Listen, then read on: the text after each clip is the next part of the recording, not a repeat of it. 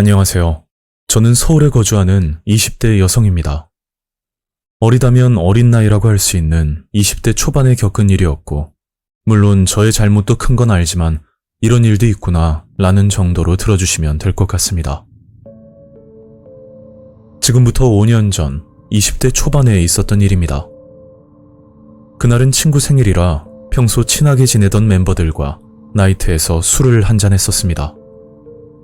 저 포함 친구들도 나이트를 별로 좋아하지 않았는데 그날은 기념일이기도 했고 모처럼 기분이나 낼 생각으로 방문했던 거죠.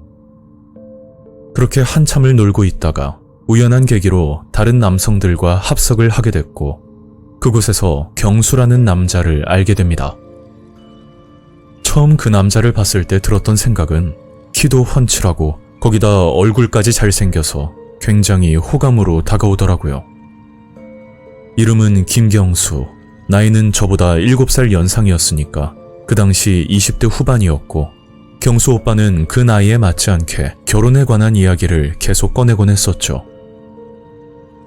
이 부분은 사람마다 가치관이 다른 거니까 좀 현실적인 남자라는 생각이 들었습니다. 그렇게 나이트에서 만나 연애를 하게 됐고 만난 지 3개월 만에 프로포즈를 받았는데 솔직히 기분은 좋았지만 제 입장에서는 너무 부담스러운 결정이라고 볼 수 있었죠. 그 당시 저는 대학생 신분에 직장도 없고 그렇다고 집이 부유한 편도 아니었거든요.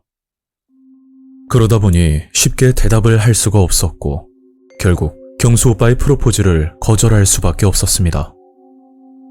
그런데 오빠는 모든 걸 책임지겠다며 본인만 믿으라는 말을 반복했었고 그렇게 저는 경수 오빠의 부모님을 뵙기로 약속을 잡았었죠. 그리고 약속 날이 되어 오빠네 집으로 향했는데 오빠가 사는 집을 보니 더욱 부담스러워지더라고요. 위치는 강남 주택가 인근이었고 말로만 듣던 부자들만 사는 동네였습니다. 그렇게 경수 오빠를 따라 집으로 들어갔고 어떻게 보면 예비 시어머니라고 볼 수 있는 오빠네 어머님을 만나게 됩니다. 아직도 그때 기억이 생생한데 어머님은 저를 보자마자 눈도 마주치지 않으셨고 인사도 받아주지 않더라고요. 경수 오빠는 어머님과 한참 대화를 나누더니 잠시 뒤 어머님이 저를 불러 둘이서 할 이야기가 있다고 말을 하는 겁니다. 그리고 방으로 따라오라고 하더니 문을 닫고 짜증 섞인 목소리로 말을 하더군요. 너 우리 집이 어떤 집안인지 알고 온 거야? 아니요. 저도 오빠에게 들은 게 없어서요. 내가 단도직입적으로 말할게. 잘 들어. 너 혼수용품으로 집 한 채 값 자신 없으면 여기에 발도 붙이지 마. 알았어? 그 말을 끝으로 대화는 종료됐고 저는 오빠에게 아무 말도 하지 않고 그냥 집으로 향했죠. 그리고 그날부터 저는 경수 오빠의 연락을 피하듯이 했고 저희는 자연스럽게 헤어지는 듯 했었습니다. 그렇게 한 달 정도 지났을 때 또다시 경수 오빠에게 전화가 왔었는데 계속 이렇게 연락을 피하는 것보다는 확실히 관계 정리를 할 필요가 있다고 판단되어 고민 끝에 전화를 받았었죠. 너 왜 이렇게 연락이 안 되냐? 아니, 엄마한테 얘기 다 들었어. 혼수로 집 한 채 값 해오라고 하셨다며? 경수 오빠는 답답한지 짜증을 내면서 말을 했고 저는 사실 그대로 제 마음을 전달했습니다. 나 학교도 졸업해야 하고 돈 모은 것도 없어. 그리고 오빠가 잘 모르겠지만 우리 집 형편 어렵거든? 오빠가 싫은 건 아닌데 지금 내 사정이 결혼하기에는 좀 부담스러워. 미안해. 그러니까 오빠는 마지막으로 만나서 이야기를 하자고 했고 저도 끝맺음을 확실히 하고 싶어 결국 약속을 잡았었죠. 그리고 다음 날 경수 오빠를 카페에서 만났는데 심각한 얼굴로 이런 이야기를 하더라고요. 은정아, 지금부터 내 얘기 잘 들어. 내가 엄마를 설득시켰거든? 혼수 이런 건 필요 없다고 하셨는데 대신 조건이 있다고 집에 한번 데려오래. 그래서 무슨 조건이냐고 물었더니 오빠도 정확히는 잘 모르겠는데 아마 제가 걱정하는 그 금전적인 부분은 아니라는 겁니다.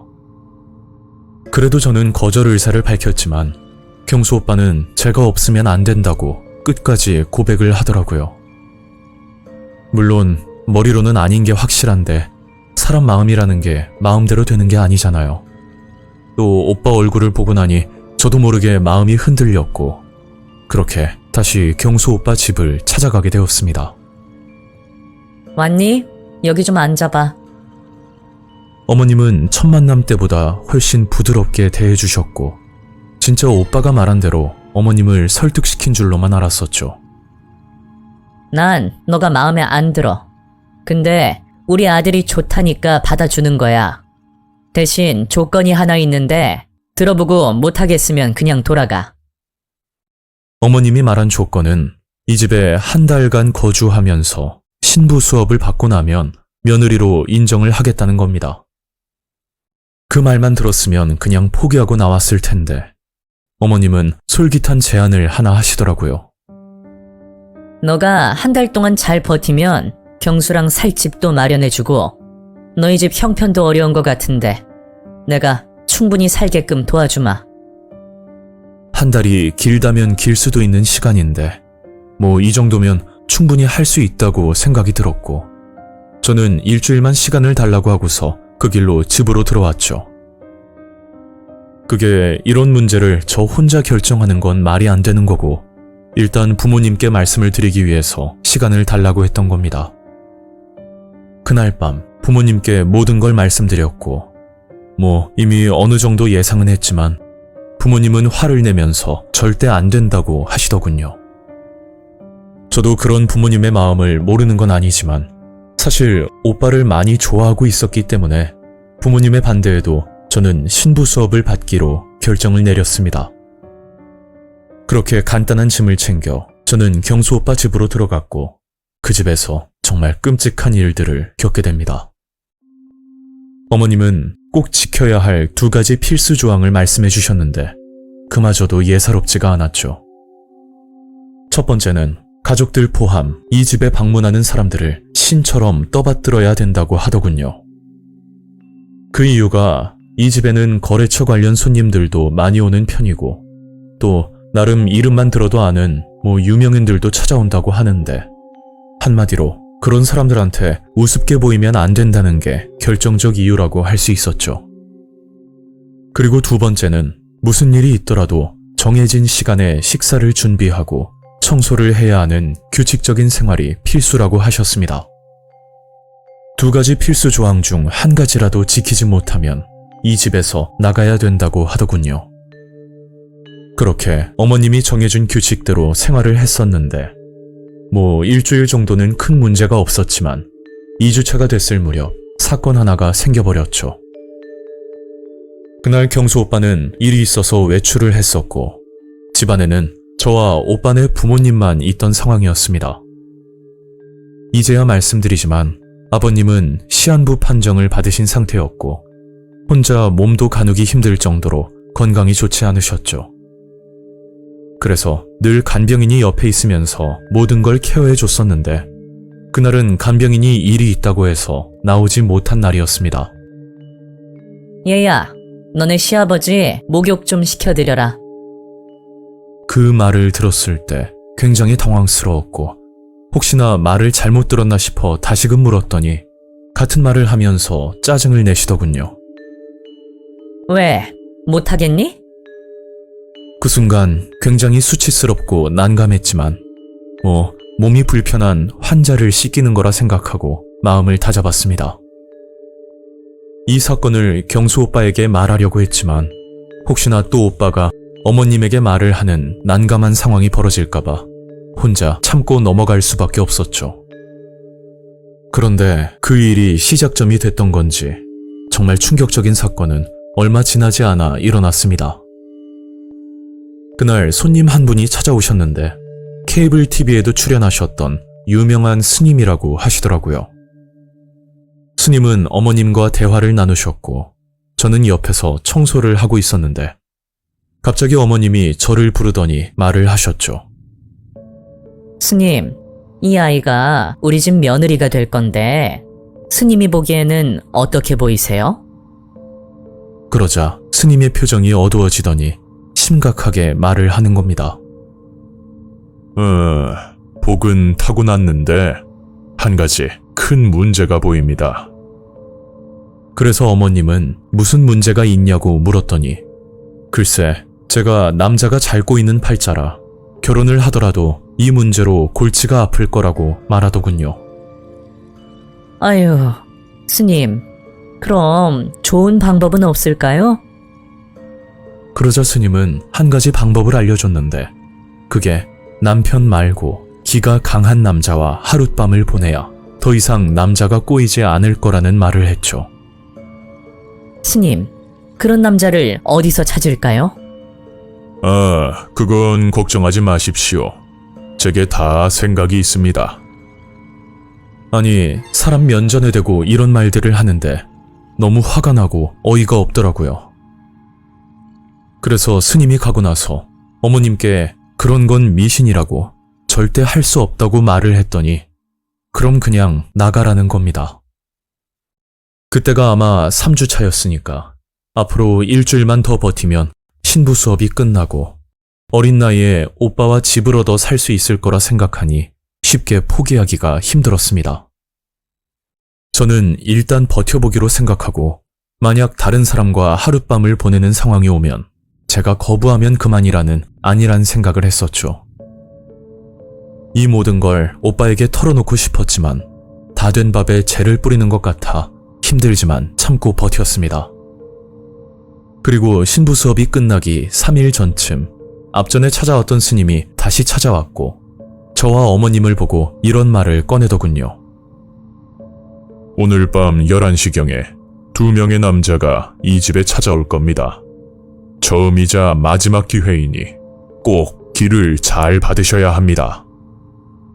막상 그 말을 듣고 나니 정말 소름이 돋으면서 무서웠고 여기서 그냥 도망가는 게 맞는 건가 뭐 그런 생각까지 드는 겁니다.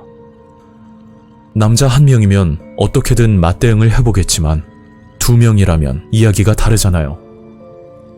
그 말을 끝으로 스님은 돌아갔고 저는 너무 겁이 나서 오빠에게 모든 걸 털어놓았더니 오빠는 이렇게 말을 하더라고요. 오늘 밤 11시? 알겠어. 내가 지켜줄 테니까 걱정하지 마. 저는 불안하고 무섭고 5만 가지 생각이 다 들었지만 오빠가 해결해준다고 했으니 한번 믿고 기다려보기로 했었습니다. 그리고 그날 밤 오빠와 같이 방에 있었는데 어머님이 저를 부르더군요. 너 경수한테 말 안 했지? 이거 가지고 별채에 들어가 있어. 어머님은 제게 열쇠 하나를 줬는데 이건 간혹가다 손님들이 묵고 가는 별채방 열쇠였습니다. 저는 별채로 걸어가면서 오빠에게 전화를 했더니 걱정하지 말라고 다 생각이 있다고 말을 하더군요.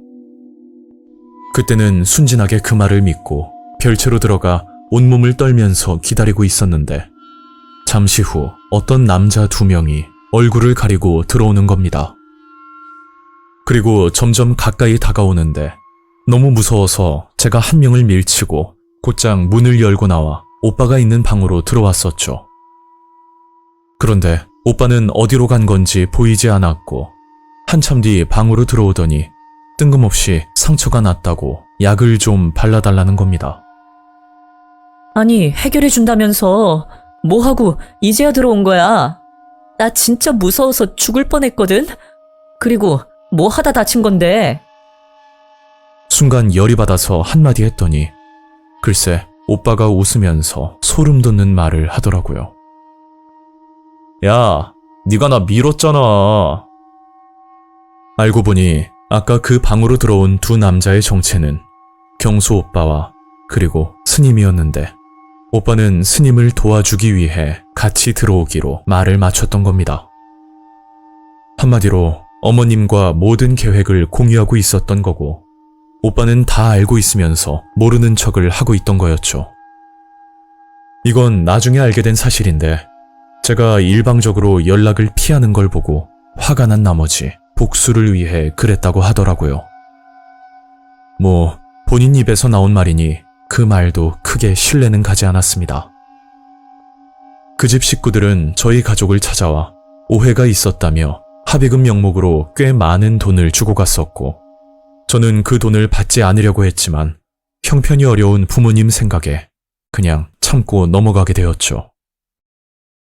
그 후로 남자에 대한 트라우마 때문인지는 모르겠지만 누굴 만나 연애하기가 무섭다는 생각이 듭니다.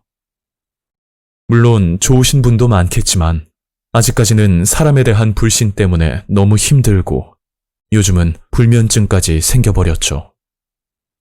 지금 생각해보면 부모님 말씀을 귀담아 듣지 않고 그냥 철없이 행동을 하다가 이런 결과를 초래한 것 같아서 지금도 후회를 하며 살고 있습니다. 오늘 이야기는 여기까지입니다. 구독과 좋아요 잊지 않으셨죠? 다음 영상으로 또 뵐게요. 감사합니다.